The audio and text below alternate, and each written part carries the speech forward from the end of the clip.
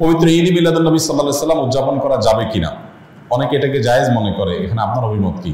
দেখুন, আমি অভিমত না দিয়ে কয়েকটা প্রশ্ন রাখবো, অর্থাৎ প্রশ্নের উত্তরে আবার পাল্টা প্রশ্ন আমি ছুড়ে দিতে চাই, বিশেষ করে যাদের এটা নিয়ে সত্যিই জানার আগ্রহ আছে। অনেকে তো প্রশ্ন লেখেন জানার জন্য না, প্রশ্ন লেখেন হলো ওনার পক্ষের মতটা বের করে আনার জন্য।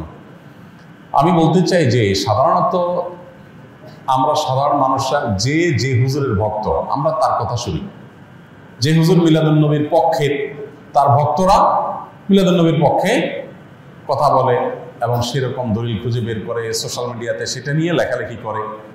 আর যে হুজুর মিলাদুন নবীর বিপক্ষে, ওনার ভক্তরা মিলাদুন নবীর বিপক্ষে তারা ক্যাম্পেইন করে, কাজকাম করে। আমার কথা হলো যে আপনি হুজুরদের পক্ষ বিপক্ষ না নিয়ে কয়েকটা প্রশ্নের উত্তর খোঁজার জন্য আপনি নিরপেক্ষভাবে চেষ্টা করেন। আপনি নিজে একটু সচেতনভাবে, সতর্কভাবে, অনুসন্ধানের দৃষ্টি নিয়ে এই প্রশ্নগুলোর উত্তর খোঁজার চেষ্টা করেন। আপনি শুধু উত্তর খোঁজার যদি সিরিয়াস চেষ্টা শুরু করে দেন এবং নিরপেক্ষভাবে চেষ্টা করেন, আমার বিশ্বাস যে আপনাকে আল্লাহ তাআলা হেদায়েত এবং সঠিক পথ যেটাই সেটা আল্লাহ তাআলা আপনাকে দেখিয়ে দিবেন। শর্ত হলো আপনি আগে গিয়ারটা নিউট্রালে এনে তারপরে খুঁজতে হবে। আমরা যারা গাড়ি চালাতে জানি তারা জানি যে গিয়ার, আপনার ম্যানুয়াল গিয়ার সাধারণত গাড়ি, এটা আপনার নিউট্রালে থাকার পর স্টার্ট দিলে গাড়ি স্টার্ট হবে।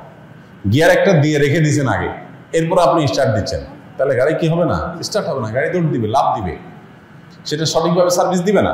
এখন আপনি নিজে আগে মিলাদুন নবীর পক্ষের অথবা বিপক্ষের একটা গ্রুপের থেকে এরপরে বলতেছেন হ্যাঁ এই ব্যাপারে আপনি কি বলেন, কোরআন হাদিসে কি আছে, আপনি জানার চেষ্টা করছেন।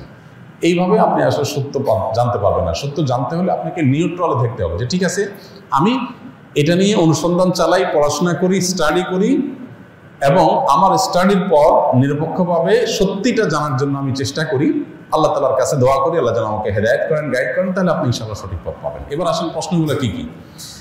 এক নম্বর প্রশ্ন হলো, নবী করিম সাল্লাল্লাহু আলাইহি সাল্লামের যেদিন জন্ম হয়েছে, মিলাদুন নবী মানে হলো নবী সাল্লাল্লাহু আলাইহি সাল্লামের জন্ম, এটাকে কেন্দ্র করে উদযাপন, আনন্দ ইত্যাদি। প্রশ্ন হলো, নবী করিম সাল্লাল্লাহু আলাইহি সাল্লামের যে তারিখে জন্ম হয়েছে সেই তারিখটা কি চূড়ান্ত এবং অবিতর্কিত কিনা, অর্থাৎ অমুক তারিখে তিনি জন্মগ্রহণ করেছেন, ইতিহাসবিদগণ এ ব্যাপারে একমত কিনা বা হাদিস গ্রন্থগুলোতে এটা সুস্পষ্ট আসছে কিনা, এটা আপনি একটু জানার চেষ্টা করেন। আপনি যদি খোঁজ করেন, অনুসন্ধান চালান, তাহলে কিন্তু আপনি জানতে পারবেন, জানতে আপনার কষ্ট হবে না খুব বেশি, যে আসলে নবী সাল্লাল্লাহু আলাইহি সাল্লামের জন্মের তারিখটা এটা চূড়ান্ত কি চূড়ান্ত না।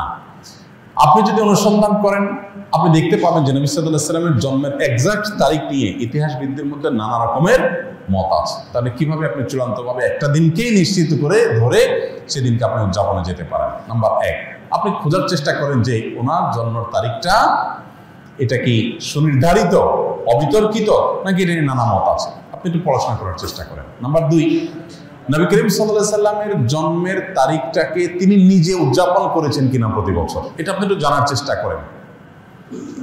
তিনি যদি নিজে নিজের জন্ম উদযাপন না করেন, তাহলে তার সিনিয়র সাহাবী যারা, চার খলিফা আরো যারা আছেন, এই সমস্ত সাহাবীরা কেউ যারা যারা নবী সাল্লাল্লাহু আলাইহি ওয়াসাল্লামকে সবচেয়ে বেশি ভালোবাসতেন, নবী সাল্লাল্লাহু আলাইহি ওয়াসাল্লামের ভালোবাসার দোহাই দিয়েই তো আমরা এটা করি, তো তারা যারা নবী সাল্লাল্লাহু আলাইহি ওয়াসাল্লামকে এর ভালোবাসায় যারা উত্তীর্ণ হয়ে গেছেন, ভালোবাসায় যারা প্রমাণিত, তারা আশিকি রাসূল বলি, যেটাই বলি আমরা তথাকথিত, এই জায়গাটা যারা ইতিমধ্যে প্রমাণিত হয়ে গেছেন, সেই সাহাবীরা যাদেরকে কোরআনে আল্লাহ সার্টিফিকেট দিয়েছেন নবী সাল্লাল্লাহু আলাইহি ওয়াসাল্লামের আনুগত্যের ব্যাপারে, ভালোবাসার ব্যাপারে, সেই মানুষগুলো নবী করিম সাল্লাল্লাহু আলাইহি ওয়াসাল্লামের জন্ম দিবস উদযাপন করেছেন কি করেন নাই, আপনি এই বিষয়ে একটু খোঁজ নেন, তথ্যপত্রগুলো ভেরিফিকেশন করেন, যাচাই করেন।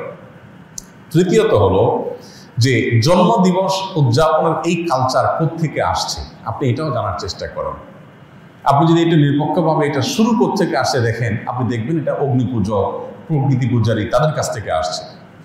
এবং একসময় খ্রিস্টান ধর্মেও এই জন্মদিবস উদযাপন করাটা ব্যাপারে নিরুৎসাহিত করা হতো, নিষিদ্ধ করা হতো। পরবর্তীতে তারা নিজেরা আবার ওই প্যাগানদের দ্বারায়, প্রকৃতি পূজারীদের দ্বারা প্রভাবিত হয়ে তারাও তাদের নবীর জন্মদিবস উদযাপন শুরু করেছে। আমাদের নবী সাল্লাল্লাহু আলাইহি ওয়াসাল্লাম বলেছেন, লা তুতরুনি কামা আতরাত নাসারা ইবনে মারইয়াম, তোমরা আমাকে নিয়ে বাড়াবাড়ি করিও না যেভাবে খ্রিস্টানরা ঈসা আলাইহিস সালামকে নিয়ে বাড়াবাড়ি করেছে। অতএব নবী করিম সাল্লাল্লাহু আলাইহি ওয়াসাল্লামের মিলাদুন নবী পালন করবেন কি করবেন না, উদযাপন করবেন কি করবেন না, সেই প্রশ্নের উত্তর আপনি পেয়ে যাবেন যদি আমার এই তিনটা প্রশ্নের উত্তর আপনি নিজে অনুসন্ধান করে জানার চেষ্টা করেন। আল্লাহ আমাকে আপনাকে আমাদের সবাইকে হেদায়েত এবং সত্যিকারের যে সঠিক পথ সেটা আল্লাহ তাআলা আমাদের সবাইকে আল্লাহ তাআলা দান করুন।